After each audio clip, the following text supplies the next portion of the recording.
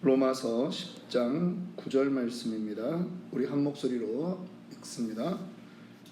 네가 만일 네 입으로 예수를 주로 시인하며 내 하나님께서 그를 죽은 자 가운데서 살리신 것을 내 마음에 믿으면 구원을 받으리라. 10절까지 한번 읽어봅시다. 사람이 마음으로 믿어 의에 이르고 입으로 시인하여 구원에 이르느니라.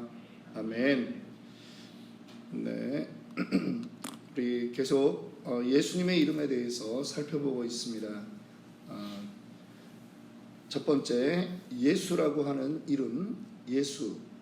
마태복음 1장 21절에 그 이름을 예수라 하라 할 때 그 예수의 이름에 바로 우리를, 그의 백성을 죄에서 구원할 자라고 하는 뜻이라고 말씀드렸습니다.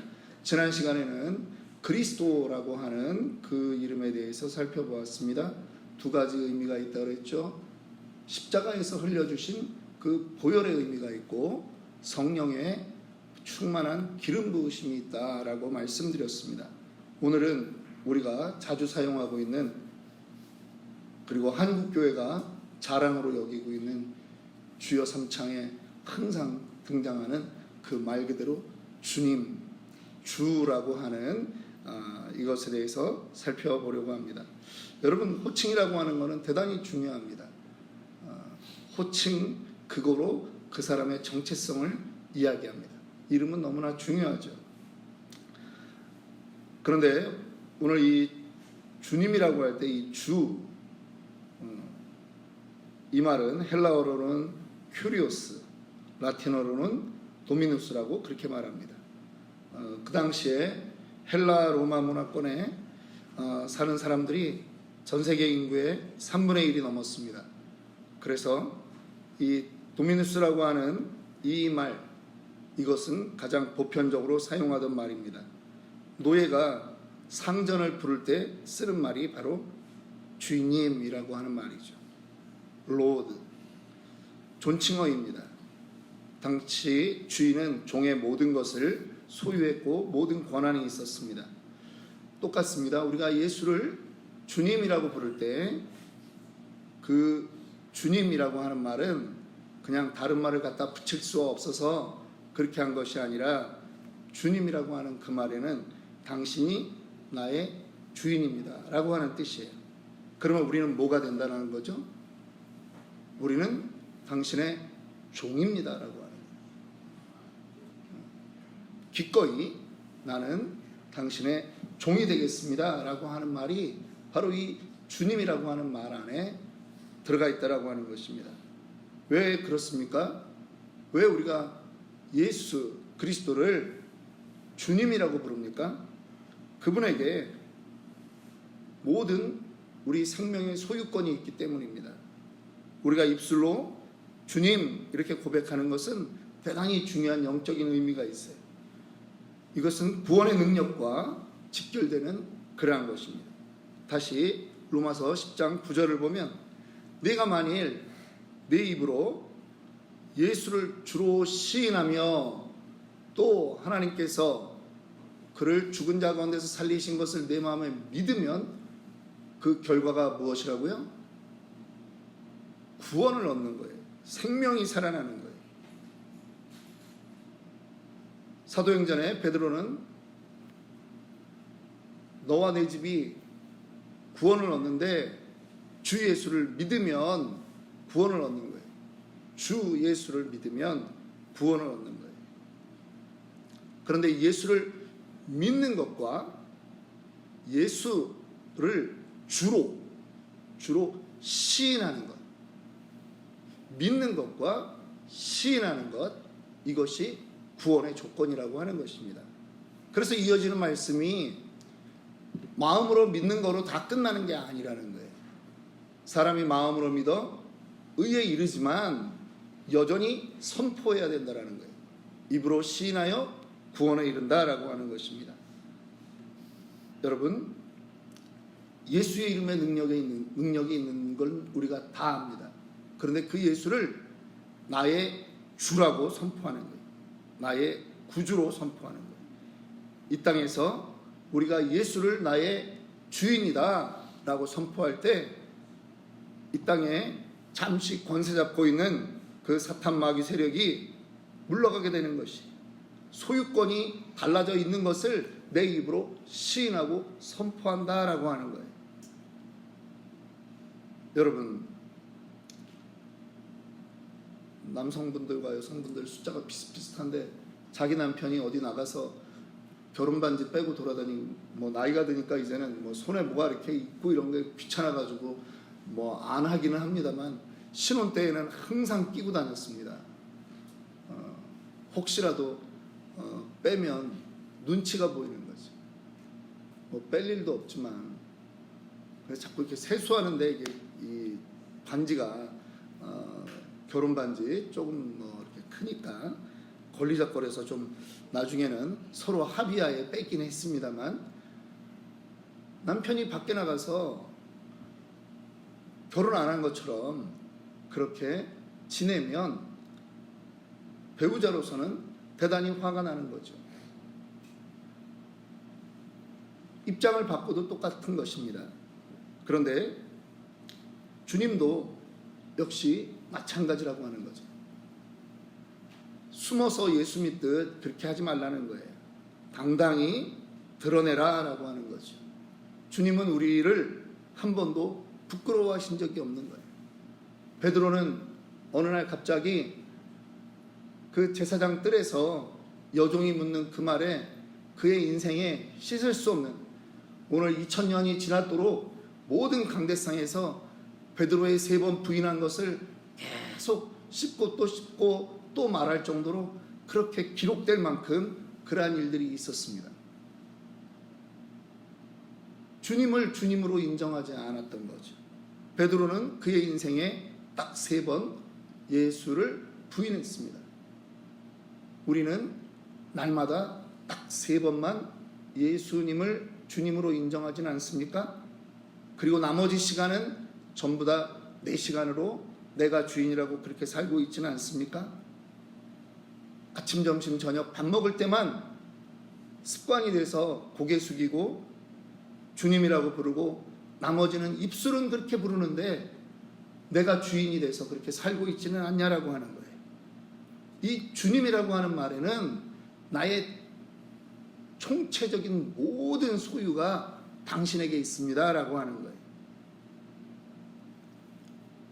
우리가 예전에는 뭘 몰라서 정말 악한 권세 속에 가짜 주인 밑에 살고 있었어요. 그런데 우리가 이제 예수 그리스도를 깨닫고 그분을 주인으로 고백할 때 우리는 이것이 새로운 독립선언서다라고 하는 거죠. 충성의 맹세다라고 하는 거예요. 이 말이 지금은 뭐 3번을 불러라, 7번을 부르고 기도하자, 그렇게 마음대로 할 수 있는 말입니다.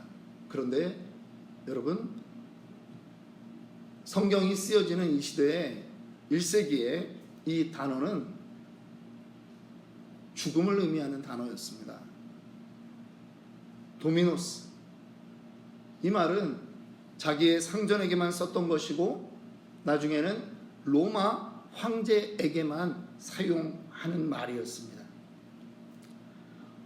로마는 종교적인 부분에 대단히 관대했습니다. 그래서 속국들을 아무리 많이 가지고 있어도 그들의 종교에 대해서 로마는 관여하지 않았어요. 로마 자체도 다신교였거든요. 그런데 황제권이 강화되면서 로마에서 한 가지 요구 조건이 생긴 것입니다. 황제에게는 주님이라고 불러라. 황제를 주라고 불러라. 그런데 기독교인만 예민한 거예요. 기독교인만 황제를 그냥 황제라고 부를 뿐이지 주라고 부르질 않는 거예요. 아니, 앞에서는 황제도 주님이라고 부르고, 아, 주님 상황이 이래서 어쩔 수 없이 그랬습니다 해도 되는데 1세기 기독교인들은 이것을 목숨과 바꿨던 말이라고 하는 것입니다. 안 부르는 거예요, 황제를. 예수 그리스도 십자가에 죽었던 33살 청년의 그 이름에만 그분이 주인이라고 꼭 그렇게만 하는 거예요. 그러니까 그 모든 지역에서 이 예수를 주님이라고 부르는 사람들에게는 생사여탈권이 황제부터 다 박탈된 거죠. 지금도 여러분 이슬람에서 개종을 하는 사람들은 공무원으로 나가지 못합니다. 그렇죠? 이슬람에서 개종하는 사람들은 그 이슬람 국가에서 공무원에 나가지 못해요. 우리가 예수를 나의 주님이라고 고백하는 이 말은 그 당시에 자기의 목숨을 버리겠다라고 하는 말이에요. 조선시대에도 마찬가지입니다. 사실 우리 옛날에 그 드라마 중에 이산이라고 하는 드라마가 있었죠. 보셨나 모르겠어요. 이산이 누구를 말하는 거죠? 정조를 얘기하는 거죠. 영조의 그 손자, 사도세자의 아들 정조의 이름이 이산이에요. 근데 그 이산, 그렇다고 그 산자가 뇌산자가 아니라는 거는 여러분들 아시겠죠? 조선시대 임금들의 이름들은 대부분 외자를 썼어요. 근데 왜 외자를 쓰느냐? 뭐 세종대왕 같으면 이도 그랬죠? 이 도자가 길도자, 우리가 아는 그냥 몇 개 1800자 한자 중에 있는 그런 글자로 쓰지 않아요. 왜냐하면 왕의 이름은 대대로 사람들의 문서에서 쓸 수 없도록 법이 정해져 있기 때문입니다. 만약 과거 시험장에서 자기의 학문을 뽐내기 위해서 누군가가 글씨를 쓰다가 그 도자라고 하는 이름을 세종대왕의 그 이름에 그 도자를 써버리면 그 자리에서 붙들려가는 거예요. 그건 뭐 장원급제를 해도 무효예요. 왕의 이름들이 있는데 뭐 이융이니 이금이니 뭐 이런 말들이 있어요. 이름들이. 그런데 그걸 다 외웠어야 돼요. 그래서 그 실수를 하지 않아야 돼요. 그거를 쓰는 순간 반역의 의미가 있기 때문이에요. 나는 왕을 함부로 부른다라고 하는 거죠. 반대로 지금 로마 시대에는 황제에게는 꼭 주라고 불러라. 로드. 이 말을 써라. 그러는데 사람들이 황제에게조차 그 말을 쓰지를 않는 거예요. 그래서 그들이 십자가에 달려 죽기도 하고 원형 경기장에서 사자에게 먹혀 죽는 그러한 일들이 있는 것입니다. 주님이라고 부르는 이 말은 우리의 소속이 어디에 되어 있느냐라고 하는 그러한 아주 중요한 의미가 있습니다. 여러분들의 인생에 주님이라고 부르는 그 주님이 정말 여러분의 주인이십니까?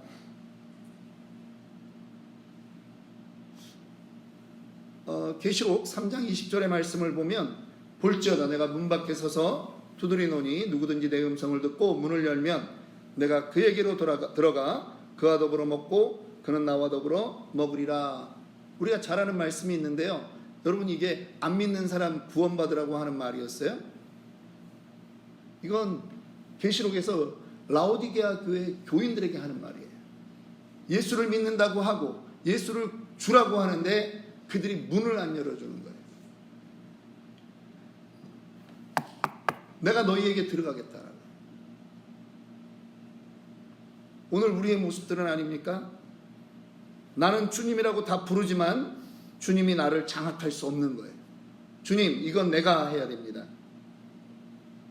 주님, 이건 내가 주님보다 더 잘할 것 같은데요. 자녀 문제, 이건 내 고집을 꺾을 수가 없습니다.